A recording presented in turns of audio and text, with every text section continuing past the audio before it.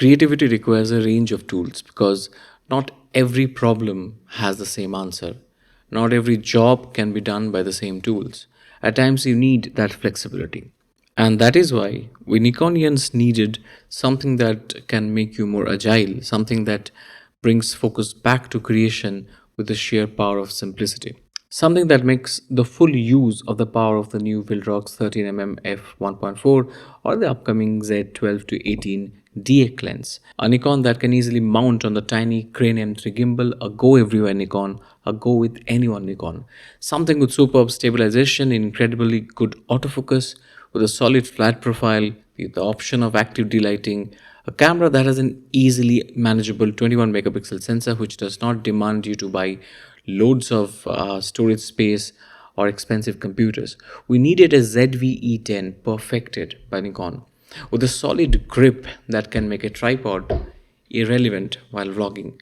With the super Nikon colors and with all that Nikon tech cramming into the tiny body as much as possible. And the Z30 does not disappoint.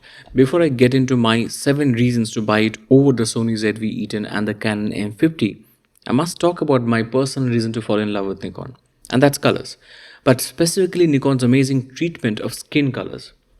I think Nikon does an amazing job on all skin tones. White, Asian, Indian, or black.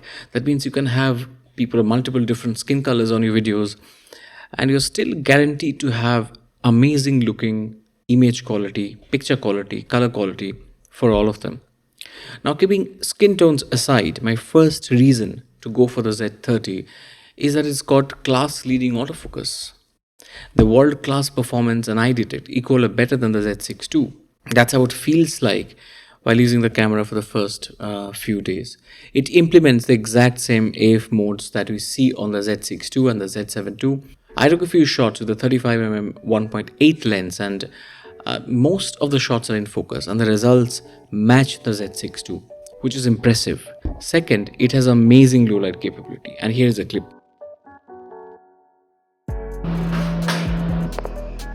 And why exposing it for 12 seconds? 12 seconds? Why is that? It takes that much time for it to get exposed. And that, you know, the image has to get transferred. Now you see, now you put it in the first liquid, which is developer, and you soak it. this is like magic, isn't it? See, now you see the image. Can you see the picture? It's like magic. That's why they say photography is magic. Yes. Okay. So this is what you saw in 1984. 84. When I was working in Nagaland with the headhunters. With the headhunters? Yeah. Goodness me, the actual headhunters. Yeah, these guys. My third reason is its compactness. Yes, but also the fact that it's built solidly and it is weather sealed. This sub $800 US body is weather sealed. Can you believe that? Yes, this rubber here is quite thin and it takes a while to shut it properly. You know, once you take it out, it sort of takes a while to shut it properly. But other than that, I'm so happy that this little one has some weather sealing. And let's not forget the build quality. This flip screen has a very strong build. This is very well done. This flip screen feels much better made than the screen that I see on the Sony a7 IV. The Sony a7 III was really bad. The a7 IV is slightly better. But then I think that the Z30, which is 1/3 of this cost, the cost of the a7 IV, has a better made screen, a sturdier screen than the a7 IV, which is telling. I mean, it's Nikon cheapest Z body, but it still feels better made than Sony's mid-range, quite premium a7 IV. I think that itself is a big selling point because it creates that confidence in a creator who to venture out in places where it could be raining or dusty. If you're scared to ruin your camera, you can't focus on the main thing, which is to create. 4K, that's the fourth reason. 4K 30 without any crop. Now the ZV-E10 does not give you this, nor does the Canon M50 Mark I or Mark II. So this becomes the only camera from the big three to offer 4K 30 FPS at this price band without a crop. Now, there is some conversation about whether this overheats in 4K, and I'll do a separate video on that. But let me tell you that in most situations, it can go easily over an half an hour, 30 minutes. So basically, when I record it with 4K 30 on these cameras, it actually shut down at 39 minutes and 54 seconds, exactly there. And the room temperature is about 31 degrees right now. But I'm pretty sure if you're in a colder country and if you have the AC on, especially while you're shooting it inside the studio, I think it can go up to its limit of 45 minutes. So it's got a limit of 45 minutes when you shoot 4K 30. I'll do a more detailed video on the video quality, but now let's look at the fifth point. The Z30 has got 6 custom buttons all over the body, like a full-frame Nikon camera, which makes it so easy for it to be customized by the user. And I think that's a quality of life issue. When you have so many custom buttons is really useful. 6, the auto exposure on this thing is amazing. Just put it on auto ISO and let it work. The exposure change is so smooth and so gradual, it's unbelievable. And not only that, it also prioritizes the face for exposure. But I've set it on auto ISO, and you can see how well the camera manages the exposure very smoothly as I go from an area of darkness into an area of light and all that.